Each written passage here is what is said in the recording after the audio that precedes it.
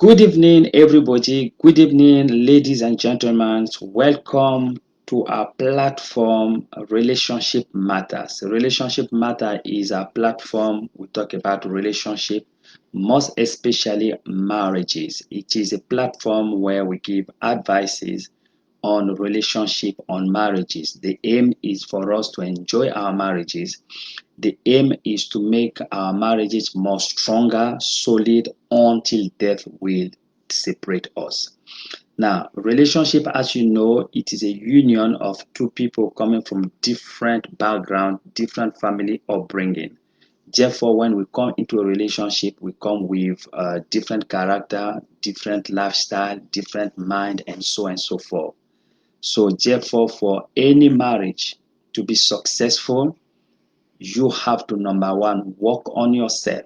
Work on yourself to make sure that you become the right person for your spouse. So, working on yourself is always the first thing to do. And secondly, also, for your marriage to be successful, make sure you try, learn to know, to understand, and finally, you will fall in love with the person that God has given to you. Now, the third thing for any successful marriage to happen, you have to work hard on that marriage, meaning that you have to go extra mile, try to compromise, try to accommodate because you are there to please your partner. You are there to make your partner happy into that relationship. Therefore, it takes hard work. That's why a successful marriage takes hard work. Now, today we are talking about the habit that can destroy a marriage. There are many habits that we bring into a relationship because of our upbringing, because where we are coming from, and those habits becomes our second nature. Sometimes we display those habits unknown to us. We think maybe this is the right way to do it, but actually, those habits, if care is not taken, they can turn out to be the destroyer, the killer of your marriage, the killer of your relationship. So far, we have been dealing on that subject, that the habit that destroy marriages. Now, I'll give you three habits because we selected four major habits, but there are also many other habits which time will not permit us to go through all of them.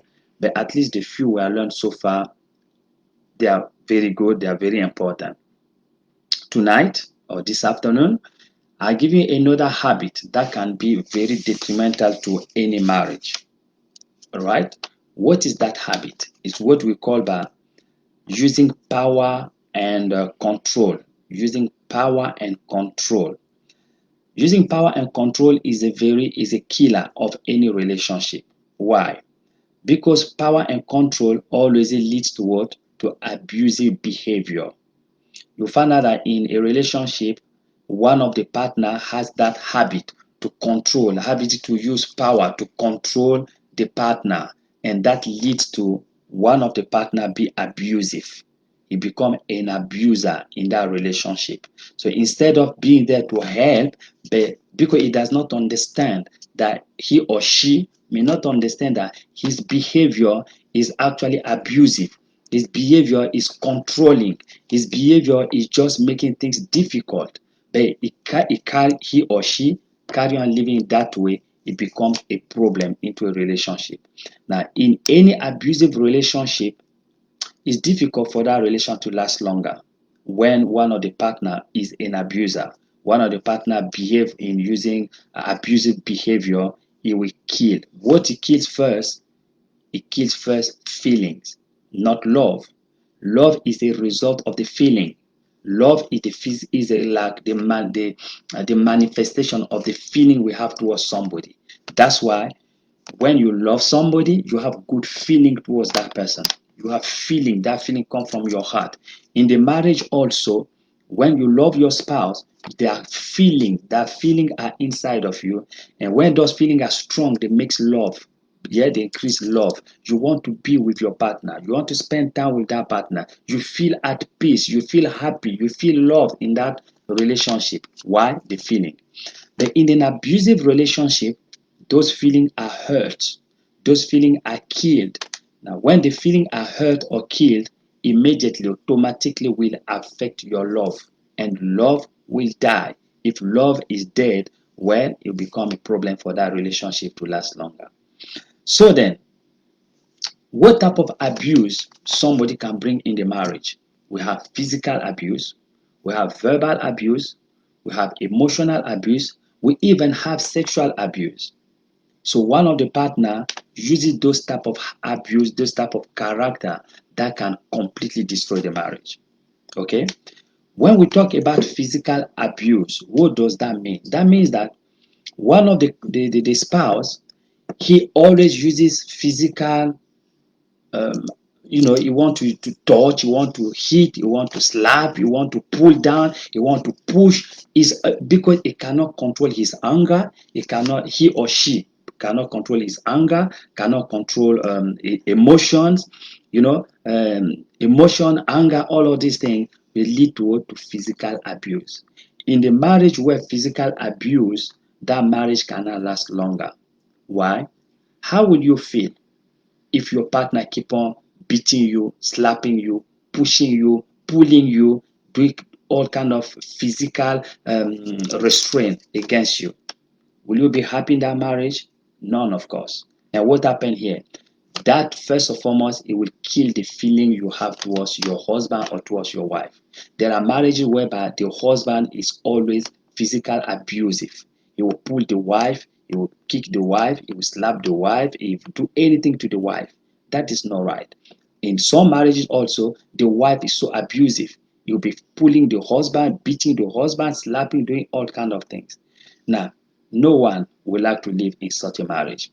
That is an abusive marriage, physical abuse. Okay? The other thing is verbal abuse.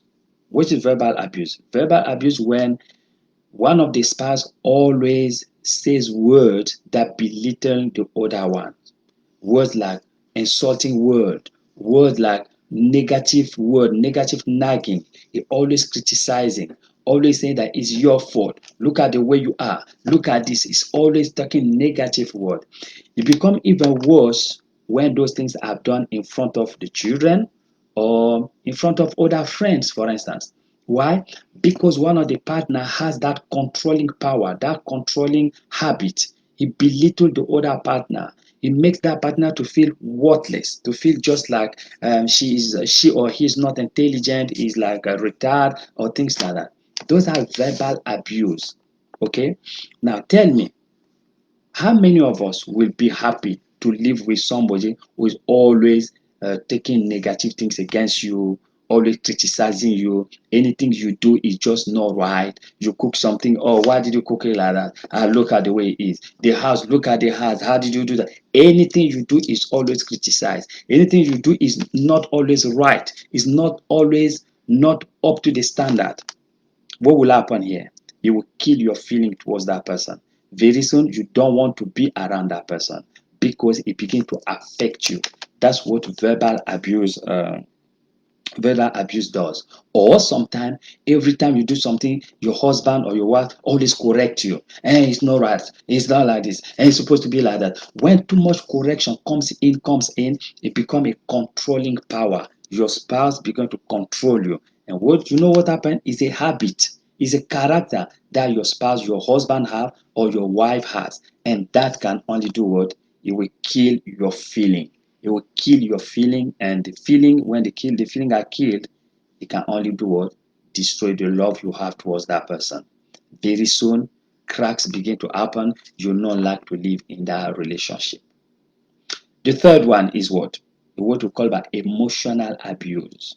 What is emotional abuse or emotional controlling mind? One of the partner, he may not talk, he may not do physical action, but his behavior, his body language shows that actually he's torturing you mentally, emotionally. For instance, the way just he look at you when you enter the house, how the husband will look at the wife, he just like look at you. The body language, the eyes shows it all. Or he enter the house, just slap the door, he goes in. Or the wife comes, slap the door, he goes in. Everything that you are not talking, but your action shows that something is not right. And that is emotional torture. That is emotional abuse. So you are abusing the person you are living with. You are making that person to feel like it's nothing. You have no say in that relationship. Will you be able to be happy to live in such a relationship? I doubt it. Very soon, that relationship will not last longer. Why? Because the person is keep on abusing you. Now, when those things happening, what will affect? It will eventually affect your sexuality in the couple. So one of the partner, because of his behavior, he has killed the feeling. When he has killed the feeling, the last thing is you will never want to sleep with your husband or your wife. Now, when it comes like that, the abuser usually will use force to make love with you. You know, he will make force to make love with you because you want to make love. But you see, the feeling have been killed already. But how can that love be enjoyable? It will not be enjoyable. Because remember, making love must be a mutual consent between the two spouses. In a relationship when people love each other, people are happy in that relationship, making love, the consent comes automatically. You just read the mind of your partner, your spouse, okay? Anytime your spouse makes a move, you know what your spouse is looking for. There's nothing to fight or to restrain. It goes automatically. That is a marriage that is nice. That is the feeling is flowing. Everyone is happy. But in the marriage where it's an abusive marriage, your budget, you don't want to give your budget to your spouse. And what that spouse does, you want to use violence to come in to get what you want. Now, in this day and age, they call it what? Rape. So that's why they say a man is raping the wife. How come in a relationship? Yes, because the wife does not want and not giving the consent.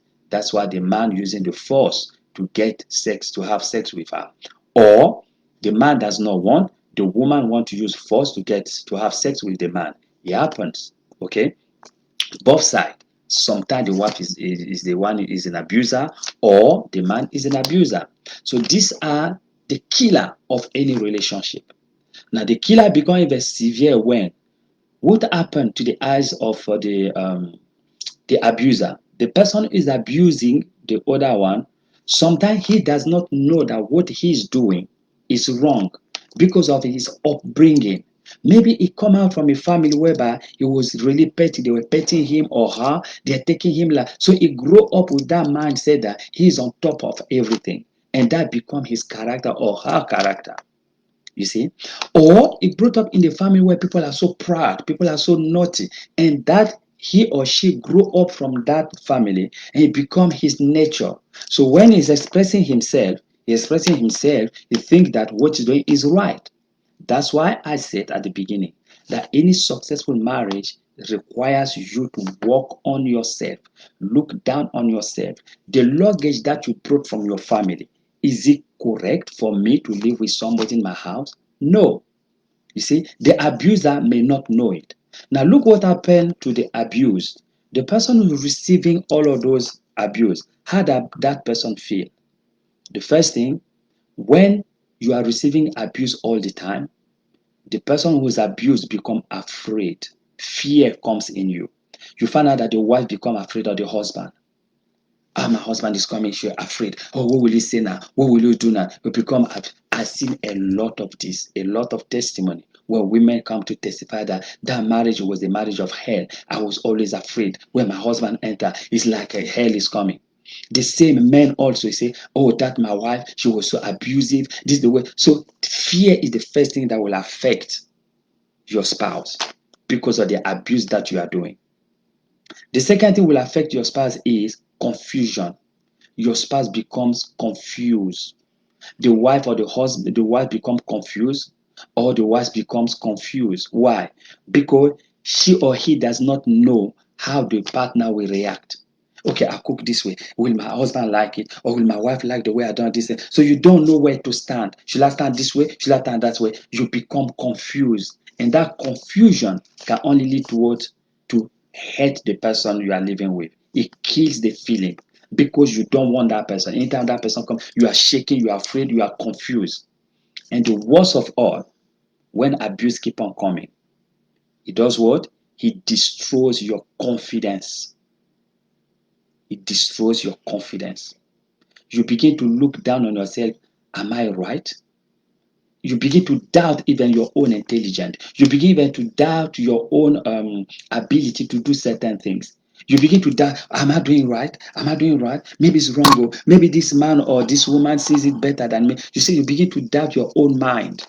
And that is belittling you. So controlling power and control in the relationship is the killer of any relationship. No one wants to live in that situation.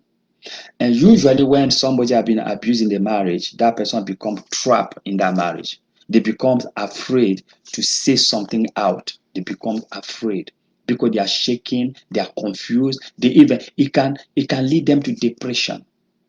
Oh yes, there are marriages where the woman or the wife feel very depressed because of the abuse that he or she is receiving all the time. Always negative words, always criticizing, always you are no good, you are good for nothing, things like that. These are the killer of any relationship. Therefore, the habit that makes you to control, to have the power over your partner is a bad habit that can only destroy your marriage. What can you do? I think the first thing is you must understand that maybe it's something you are doing unconsciously. But remember, as long because the abuser does not know that when you are abusing your partner, you are actually abusing yourself. Why? Because lack of peace in that marriage will automatically affect you. You coming from work, you come at home because you are used to abuse your partner. The response you receive from your partner is also not good, is cold, is fear. How will you feel in that relationship? You yourself will be affected by it. It's not supposed to be so. A relationship because to be supposed to be the freedom. You are in that relationship to express yourself, to be yourself, because you know you have somebody who loves you the way you are, who loves you with all your insufficiencies. That's why you are together. But when you are coming in the house, you are not yourself, you are afraid, you are confused, you don't know where to put your leg, things like that. You who are abusing you, yours, it will affect you. That's why three finger always comes back to you.